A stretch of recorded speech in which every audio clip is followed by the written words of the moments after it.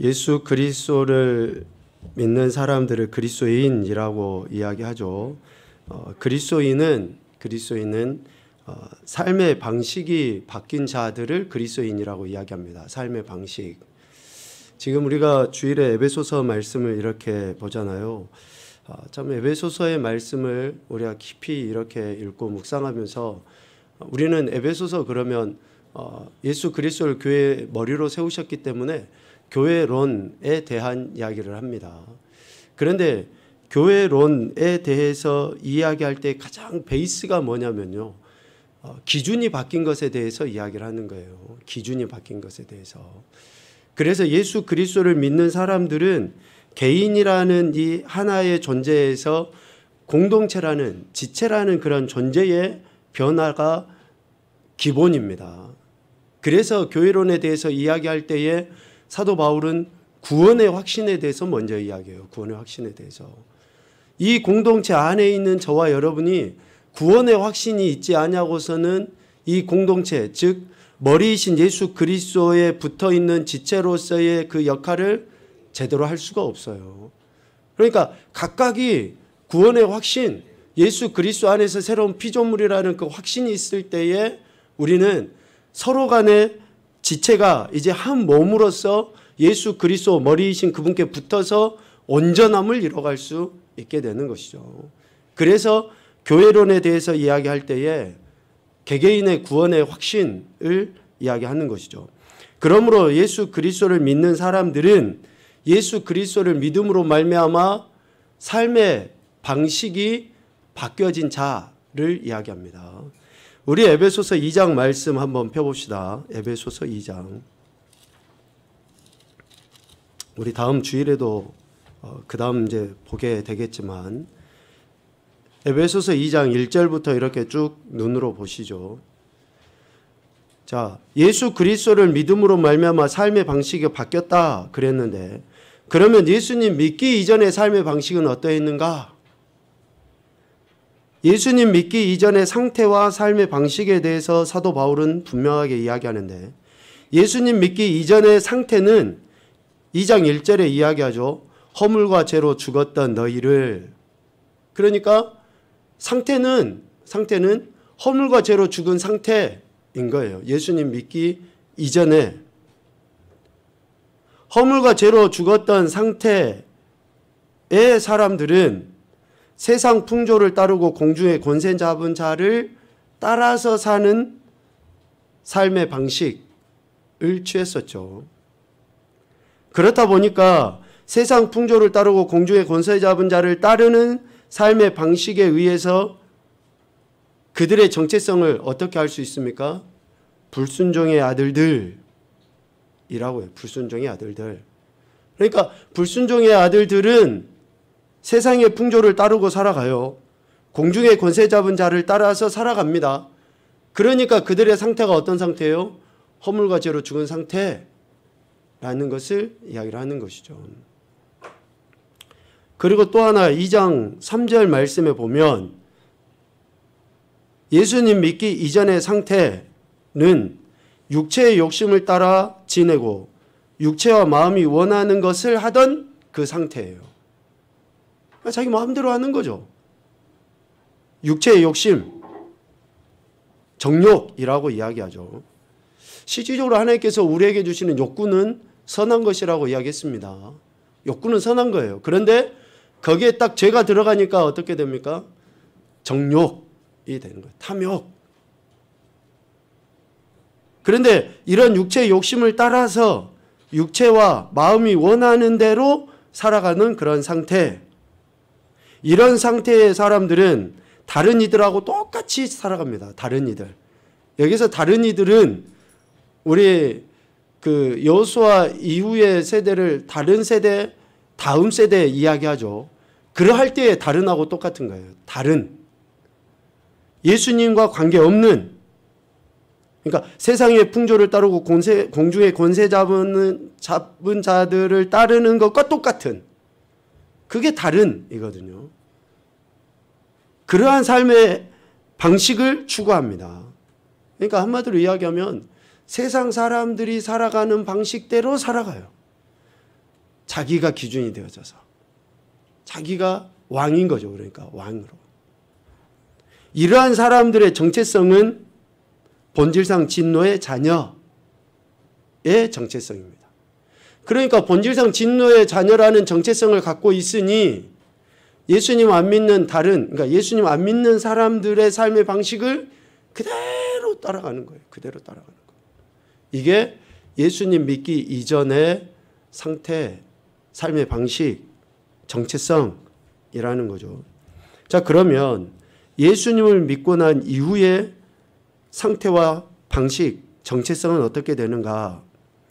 2장 5절 말씀 한번 우리 읽어봅시다. 시작. 허물로 죽은 우리를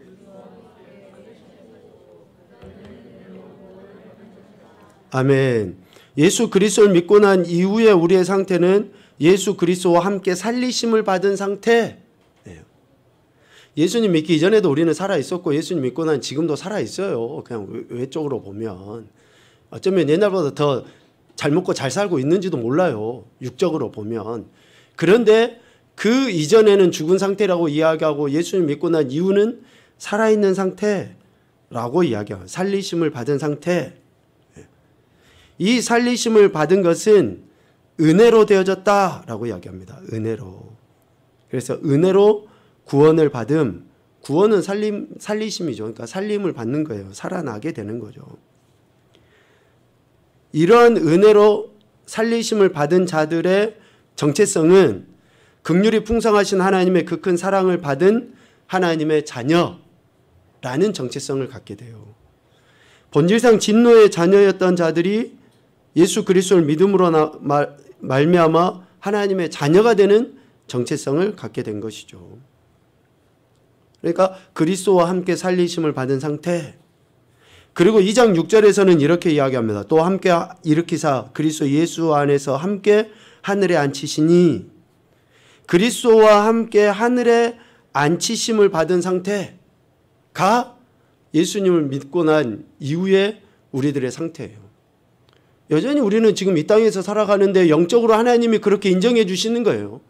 우리는 하늘에 앉아 있는 그런 상태. 그러니까 이성적으로는 이해가 안 되고 생각을 못 해요. 육의 눈으로는 알 수가 없는 상태인 거죠. 똑같이 우리는 지금 이 땅에서 살아가는데 예수 그리스도를 믿음으로 말미암아 우리의 상태가 어떻게 된 거예요? 하늘에 앉아 있는 상태. 그러니까 우리는 땅에 살지만 땅의 문제가 아니에요. 왜 우리가 지금 이 땅에서 이런 갈등과 여러 가지 문제 속에 있습니까? 땅에 살고 있다라고 생각하고 땅을 보니까 그러는 거예요. 위를 보면은 하늘을 보면 하늘에 앉아서 보면 다릅니다. 여러분 비행기 타는 것에 대해서 사람들이 많이 이야기하잖아요. 땅에서 보면 높은 빌딩이 있고 낮은 빌딩이 있고 뭐 산이 있고 뭐 바다가 있고 이러잖아요. 근데 위에서 하늘에서 보면 어떻습니까? 다 똑같아요. 그냥 다 똑같이 네모만 이렇게 있고 그냥 산도 들도 다 평지처럼 이렇게 보여요. 우리가 이 땅에서 지금 살아가고 있다라고 어쩌면 사탄의 게임인 거죠. 비록 우리는 이 땅에서 살지만 하늘에 앉아있는 그런 상태인데 그것을 생각을 하지 않으니까 이런 여러 가지 힘듦 속에서 어려워하는 것이죠. 그래서 자비하심으로 부활, 즉 하늘의 앉음을 받은 그러한 우리들, 이러한 사람들의 정체성은 하나님의 자비하심을 통해 부활의 소망을 가진 하나님의 백성이라는 정체성입니다. 부활은 개인의 문제가 아닙니다. 하나님 나라의 부활인 거예요. 하나님 나라에서의 부활. 그래서 자녀라는 것과 백성이라는 것을 굳이 구분을 시켜서 이렇게 우리에게 표현을 해주고 있는 거예요. 우리가 결국 가는 곳은 어디입니까? 하나님 나라예요. 하나님 나라. 그러니까 백성으로서 하나님 나라에 가는 것이죠. 그래서 이러한 상태와 정체성은 예수 그리스도를 믿음으로 말미암아 믿고 난 이후에 우리에게 주어진 정체성인 거죠. 그러니까 예수님을 믿기 이전과 믿고 난 이후의 정체성, 또 어쩌면 영적인 상태는 정반대입니다. 정반대예요. 전혀 달라요. 이러한 정반대의 모습은 어쩌면 이것을 우리는 은혜라고 이야기하잖아요. 이제 정반대 모습이니까. 이런 은혜가 가능할 수 있는 것은 2장 8절에서 이야기합니다. 은혜 때문에 그러는 거예요. 은혜가 가능한 것은 은혜 때문에 그렇습니다. 2장 8절 읽죠. 너희는 그 은혜에 의하여 믿음으로 말미암아 구원을 받았으니 이것은 너희에게서 난 것이 아니요 하나님의 선물이라. 아멘. 이 은혜가 가능한 것, 즉 이러한 예수 그리스도를 믿고 난 이후에 하나님의 자녀와 하나님의 백성이라는 존재와 또 이러한 상태, 그리스도와 함께 살리심을 받은 상태, 하늘에 앉히심을 받은 상태가 가능한 것은 전적으로 하나님의 은혜 때문이다. 하나님의 섭리, 역사하심, 이것을 에베소서 1장에서는 예정하심이라고 이야기하는 것이죠. 그래서 사도 바울은 이것을 선물이라는 단어로 표현하고 있습니다. 선물. 선물을 받은 자가 오늘 저와 여러분이신 거죠. 선물을 받은 자가 그렇습니다. 이 선물은 믿음으로 말미암아 얻게 됩니다. 예수 그리스도를 믿음으로 말미암아 얻게 돼요.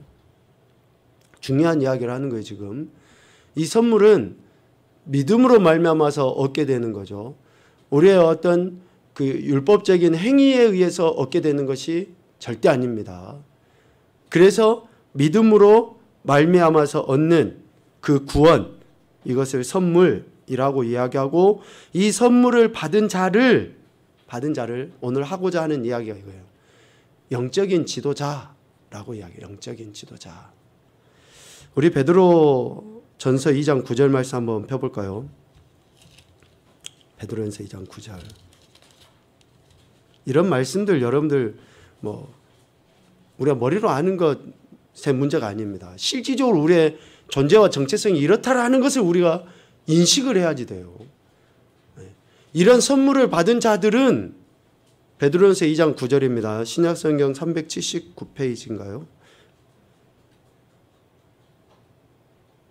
우리 2장 9절 같이 읽죠. 시작. 그러나 너희는 택하신 족속이요 왕같은 제사장들이요 거룩한 나라요 그의 소유가 된 백성이니 이는 너희를 어두운 데서 불러내어 그의 기이한 빛에 들어가게 하신 이의 아름다운 덕을 선포하게 하려 하심이라. 아멘. 예수 그리스도를 믿음으로 말미암아 하나님의 자녀고 백성이 된 오늘 우리는, 저와 여러분은 택하신 족속, 왕같은 제사장, 거룩한 나라, 그의 소유가 된 백성, 즉 영적인 지도자가 되었다라는 것이죠. 이 영적인 지도자나 선물은 특별한 자만이 받을 수 있습니다. 특별한 자. 여러분, 예수님 믿고 우리의 정체성이 이렇게 바뀐 것은 특권이에요. 특권. 특별한 겁니다. 우리가 받을만 해서 받은 게 아니지만 하나님께서 우리를 그렇게 인정해 주셨다는 것 자체만으로도 특별한 거예요. 그래서 우리가 안 믿는 사람들이나 그런 사람들한테 주눅들 필요가 없어요. 당당해야 된다는 거예요. 그들을 무시하고 얕잡아 보자 그런 게 아니라, 우리가 예수 그리스도로 인해서 이런 엄청난 정체성이 되었다는 것은 특별하니까, 그래서 우리가 더욱더 당당하게 믿음으로 나가야 된다라는 것이죠. 이러한 영적인 지도자. 자, 그러면 오늘 2장 9절, 베드로전서 2장 9절 말씀이나 또 이런 말씀도 이제 있죠. 왜 이러한 영적인 지도자가 되게 하셨는가? 왜 특별한 존재가 되게 하셨는가? 왜 저와 여러분을 특별한 이런 존재로 하나님이 삼으셨을까? 오늘 베드로전서 2장 9절 말미에 뭐 때문에 그렇습니까? 왜 그러신 거예요? 왜 우리를 이렇게 영적인 지도자가 되게 하신 거예요? 먼저 여러분, 영적인 지도자를 그냥 단순히 교회 목사나 아니면 장로나 그런 직분자로만 여겨서는 절대 안 됩니다. 교회 안에서 이런 직분은 명예직이 아니에요, 여러분. 목사가 명예직입니까? 장로가 명예직이에요? 아니에요. 하나님을 섬기는 거고 성도를 섬겨라고 주어진 거예요. 성도들이 아멘을 안 하면 아니 목사나 장로가 존재하는 이유가 성도들을 섬기고 성도들의 신앙의 본을 보여라고 이렇게 있는데 성도들이 거기에 아멘을 안 하면 아니죠. 왜 하나님께서 이런 영적인 지도자가 되게 하셨습니까? 베드로서 2장 9절 한번 보죠. 말미.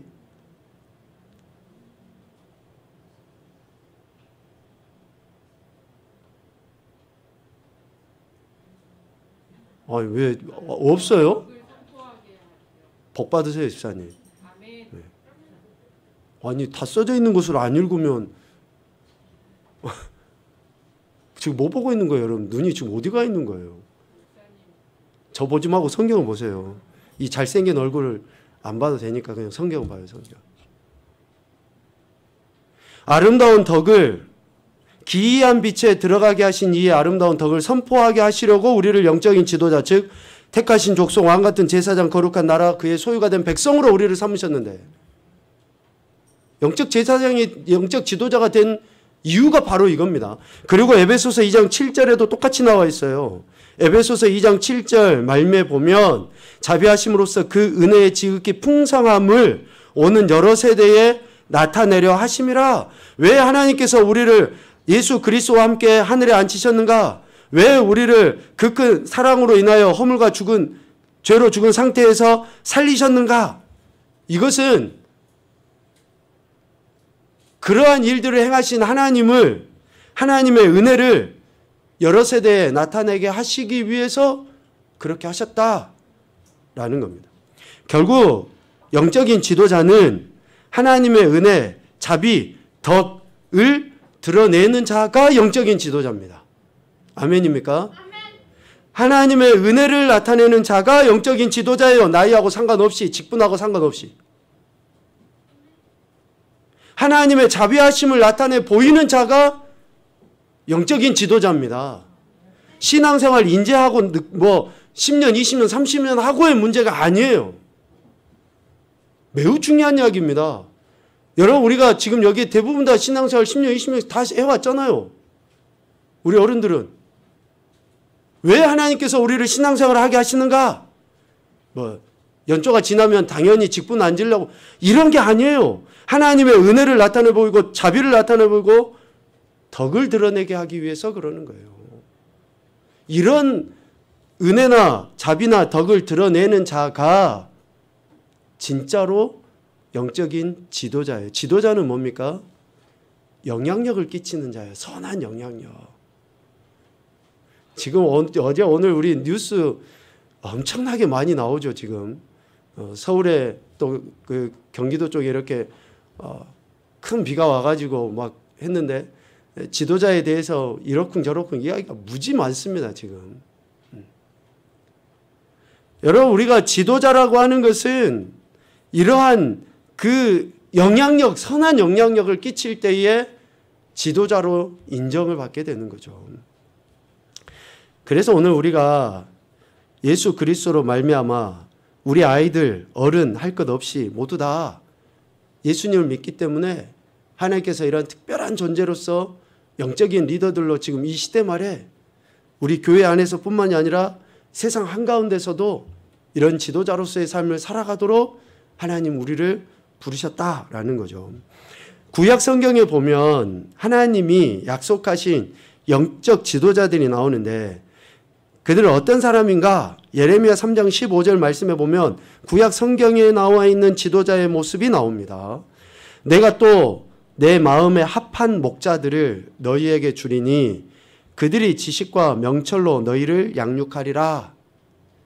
그러니까 하나님께서 하나님의 마음에 합한 목자, 여기에서 하나님의 마음이라고 할 때 그 마음은 히브리어로 이야기하면 레브예요. 우리 에스라서를 이야기할 때에 그 마음에 대해서 이야기했었죠.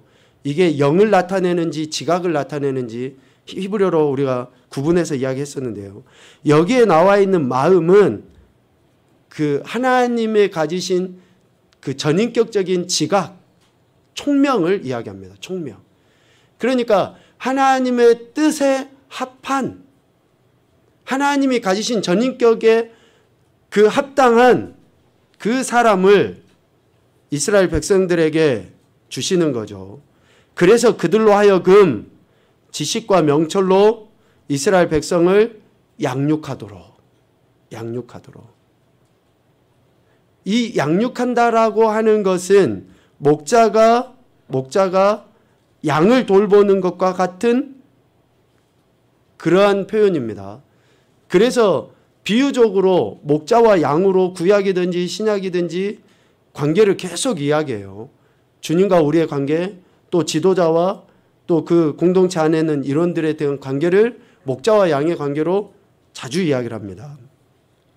그래서 하나님께로부터 공급받은 총명이 있는 자가 그 총명을 가지고, 즉 지식과 명철로 그런 사람들을 양육해야 하는 거죠. 이게 구약 성경에 나와 있는 영적 지도자의 모습입니다.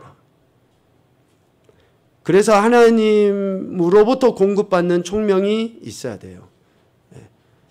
지난 주일에도 이야기했지만 마음의 눈이 가려져서 지혜가 멈춰버리고 명철이 떠나버리는 거, 이것은 지도자로서 매우 불행한 일이죠. 근데 지도자 자체의 불행이 아니에요. 그거는 공동체의 불행입니다. 공동체의 불행. 가정이든지 교회든지 마찬가지예요. 국가도 말할 수 없죠. 그러니까 지도자가 바르게 그렇게 해야 되는 거죠. 영적 눈이 가려지지 않도록 해야 되는 것입니다. 에베소서 4장에 보면 신약에 나와 있는 지도자에 대한, 영적 지도자에 대한 이야기를 하는데요. 오늘 본문 뒤에 있죠. 에베소서 4장 11절부터 16절까지입니다. 에베소 4장 11절부터 16절까지.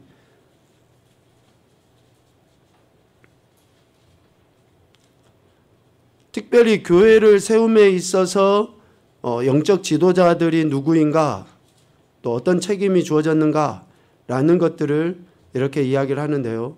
11절 말씀에 보면 교회를 세움에 있어서 영적인 지도자를 이렇게 이야기합니다. 4장 11절에 어떤 사람은 사도, 어떤 사람은 선지자, 또 어떤 사람은 복음 전하는 자, 또 목사와 교사, 이러한 사람들을 하나님께서 교회의 지도자, 영적인 지도자로 세우시는 거죠. 사도나 선지자나 복음 전하는 자는 어쩌면 교회 전체적으로, 우주적인 교회라고 할 수 있겠죠. 전체적으로 사역을 감당하겠고, 목사와 교사는 지역교회, 즉 이러한 개개의 교회를 섬기는 역할을 하는 게 목사와 교사이죠. 이러한 지도자들로 세우는 겁니다. 자, 그러면 12절 말씀을 통해서 볼 때 이러한 이들을 지도자로 이제 세우죠. 이렇게. 그럼 지도자로 세운 이유가 뭐냐? 왜 그들에게 이런 책임을 줬는가? 12절 말씀 우리 한번 읽어볼까요? 시작.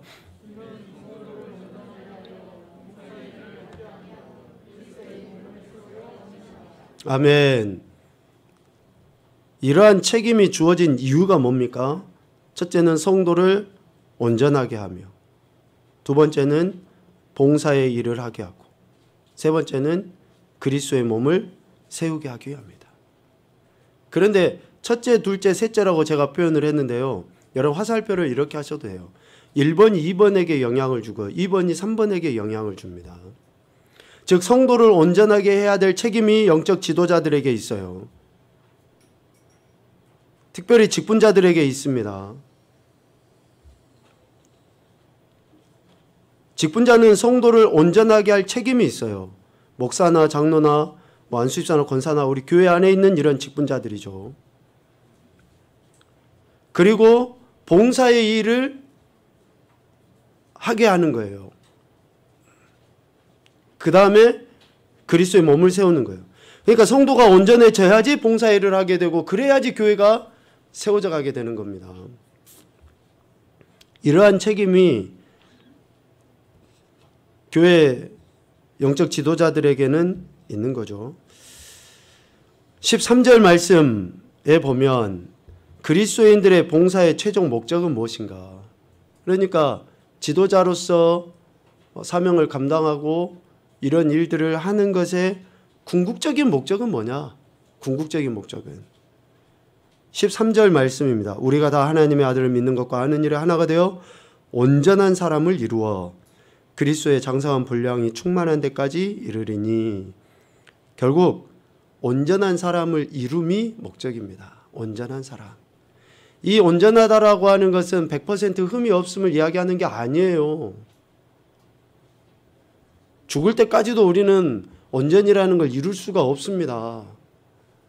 뭐 이만큼이면 됐다라고 어느 누가 이야기합니까? 늘 하나님 앞에 우리는 겸손하게 낮아져야 될 인생들인데, 그래서 이 온전하다라고 하는, 즉 온전한 사람을 이룸은 구약 이스라엘 백성을 하나님이 택하시고 내가 거룩하니 너희도 거룩하라 하신 것과 같이 그 거룩을 이루어가는 삶.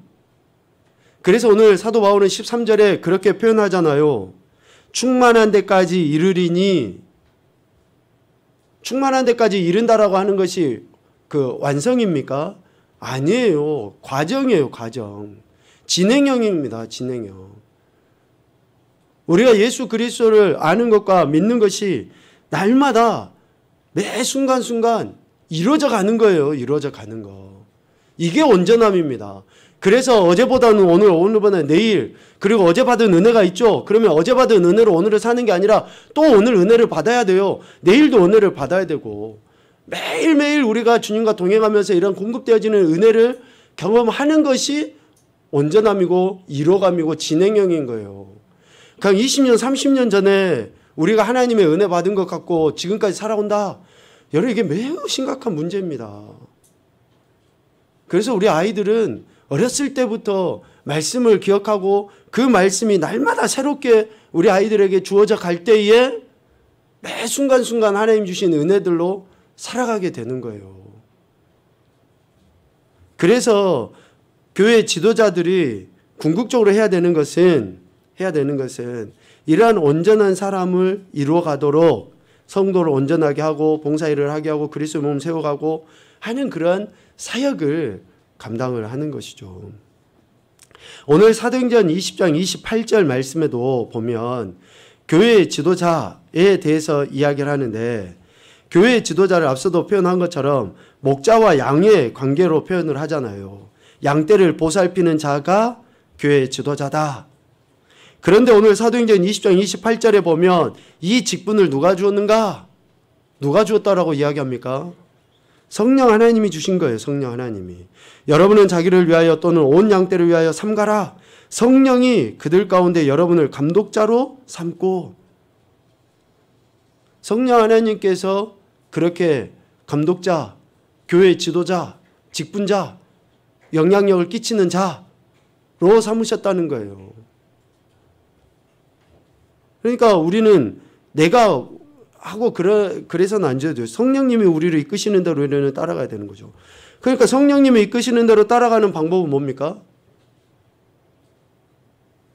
성령님이 이끄시는 따라가는 방법은 뭐예요? 예? 오늘 그냥 여러 가지로 시험 들게 만든, 예. 제가 여러분들에게 시험 들게 만드나요, 지금? 아니, 성령님이 이끄시는 대로 따라가는 방법은 뭡니까? 어떻게 하지 성령님이 이끄시는 대로 따라가는 거예요? 아멘, 복 받으십시오. 아니, 말씀과 기도입니다. 예, 예. 말씀과 기도로 성령님이 우리를 이끄시는 대로 따라가요. 말씀은 사도행전에 보면 어떻게 기록되어졌다고 했습니까? 성령의 감동으로 되어져. 죄송합니다. 사도행전이 아니군요. 거기는. 예. 고린도전서군요. 예. 디모데전서군요. 디모데후서군요. 네. 모든 성경은 하나님의 감동으로 되어져. 하나님의 영에 의해서 기록된 게 성경이에요. 그러니까 우리는 성경 말씀을 가지고 성령님이 우리를 이끄시는지를 알아야 되는 거고요. 그리고 그 말씀을 깨닫게 해주시는 성령 하나님의 음성을 듣기 위해서 우리는 기도하는 거죠.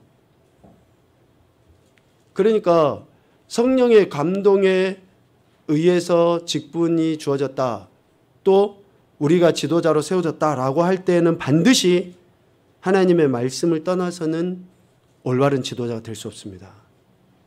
올바른이에요. 자, 그들의 책임이 무엇입니까? 그러면 지도자로 세움을 받은 자들의 책임이, 하나님이 자기 피로 사신 교회를 보살피게 하셨느니라. 보살피는 일입니다. 양을 치는 일이죠. 여기서 양을 치다라고 하는 것은 먹이고 인도하고 돌보는 것을 포함합니다. 이렇게 하는 거예요. 이렇게. 양들이 굶어가고 있는데 먹이질 않는다. 양들이 구덩이로 가고 있는데 이끌지 않는다. 돌보지 않는다. 매우 심각한 문제죠. 영향력을 상실해버린 것은 매우 심각한 문제입니다. 자, 16번. 교회 지도자들은 그들의 책임을 어떻게 받아들여야 되는가? 앞서 직분이 누가 주었는가, 직분을 누가 주었는가 하고 일맥상통합니다. 너희 중에 있는 하나님의 양 무리를 치되 억지로 하지 말고 하나님의 뜻을 따라라. 뜻을 따라 자원함으로 하며 더러운 이득을 위하여 하지 말고 기꺼이 하며. 목회자에게 하시는 그런 말씀이기도 하겠죠. 특별히 억지로 하지 말고 하나님의 뜻을 따라 자원함으로 하며 더러운 이득을 위하여 하지 말고 기꺼이 해야 한다. 하나님께로부터 지명받았다는 것을 확실히 인정을 하고 그렇게 해라라는 것이죠. 더러운 이득을 위하여 하지 말아라. 참 물질에 대해서 많이 실패하고 넘어지는 경우가 있죠. 근데 이게 성도도 마찬가지입니다. 죄송하지만 성도도 물질에 넘어지면 제일 추악합니다. 그래서 물질에 대해서 자유할 수 있는 게 굉장히 큰 유익이죠. 17번. 교회 지도자가 보여야 될 태도는 무엇인가? 우리 베드로전서 5장 말씀 읽읍시다. 시작. 맡은 자들에게 주장하는 자세를 하지 말고 양무리의 본이 되라. 그리하면 목자장이 나타나실 때에 시들지 아니하는 영광의 관을 얻으리라. 아멘. 자, 교회 지도자들은 주어진 권리를 어떻게 사용해야 되는가? 양떼를 지배하지 말아야 됩니다. 주장하지 말라라고 이야기하죠. 그들의 본이 되라. 아니, 예수님도 섬기러 오셔서 섬기셨는데 예수님의 양 성도를 섬김에 있어서 지배하고 주장하듯이 하는 지도자는 더 이상 지도자로서의 영향력을 끼치지 못합니다. 그런데 성도들이 이러한 것들에 대해서 오해를 하는 경우가 있어요. 오해를 하는 경우가. 지배하지, 그러니까 우리가 좀 그러잖아요. 강한 사람에게는 약해요. 약한 사람한테는 만만하고 해볼만 하니까 강하게 나가요.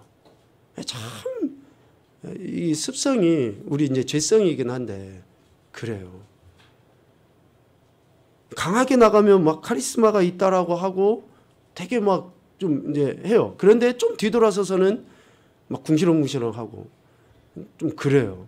근데 좀 이렇게 지배하지 않고 주장하지 않고 하면은 어때요? 무시하고 존중하지 않고 뭐 이런 행태들이 나타나요. 이게 영적인 굉장히 우리 안에서의 그 교만함이거든요. 영적인 교만함.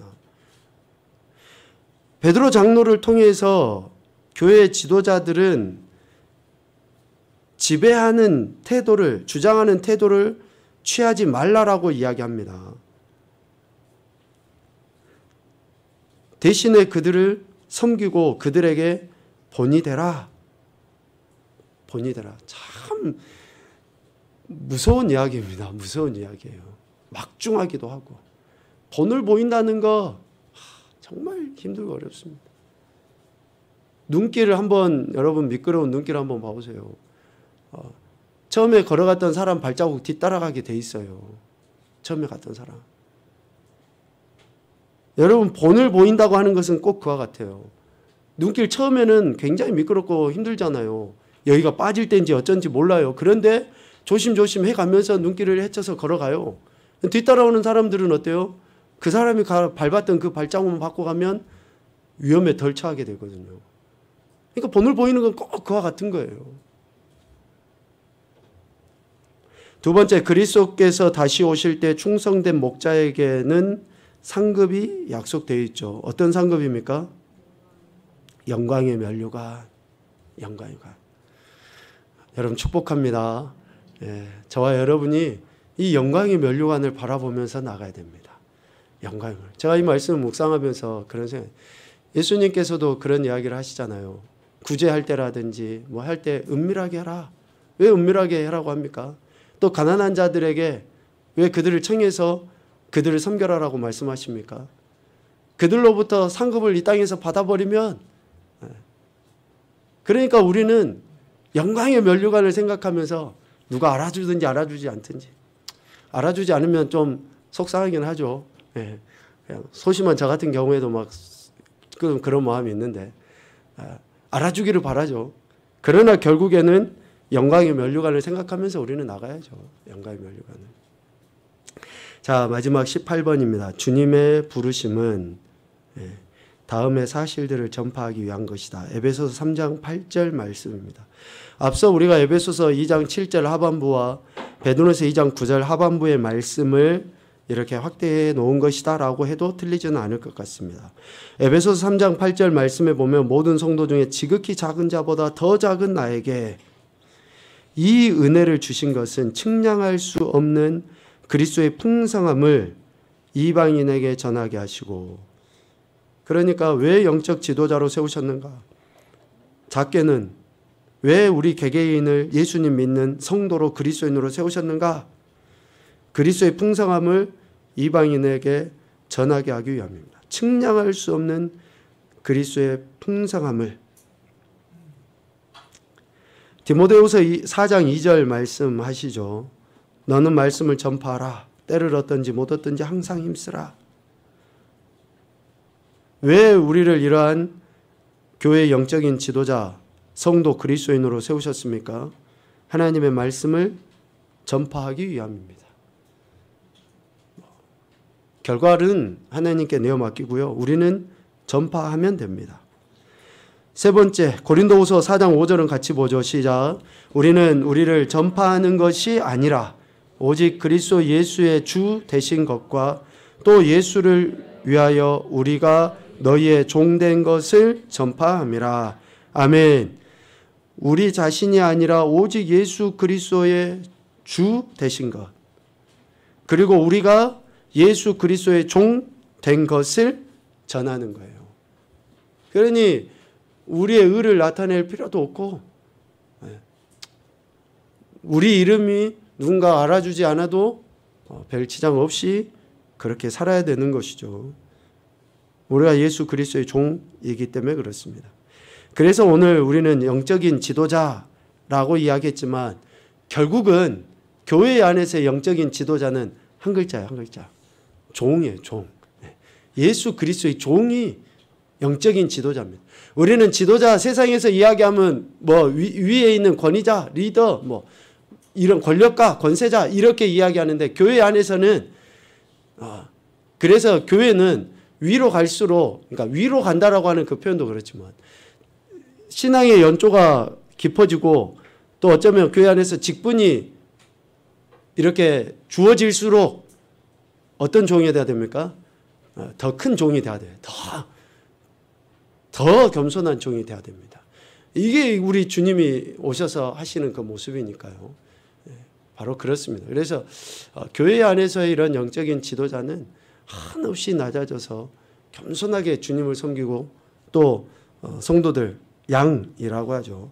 무리를 섬기는 그러한 종이 되어야 한다라는 것을 이야기합니다.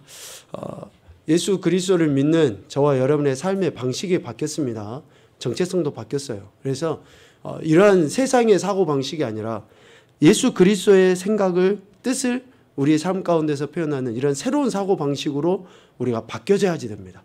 그래야지 자기를 주장하지 않게 되고, 그래야지 겸손하게 정말로 하나님을 섬기고 하나님의 종으로서 각자의 역할을 감당해서 결국에는 머리이신 예수 그리스도의 몸에 다 같이 붙어있는 온전한 지체가 되는, 온전한 지체가 됩니다. 이러한 은혜들을 저와 여러분이 누리시길 소망합니다. 갈망하셔야 돼요. 우리가 더 겸손한 종이 되도록 하나님의 은혜를 구하셔야 된다라는 것입니다. 이 귀한 은혜를 누리시고 전하는 정말 멋진 그리스도인들이 되시기를 주님의 이름으로 축복합니다.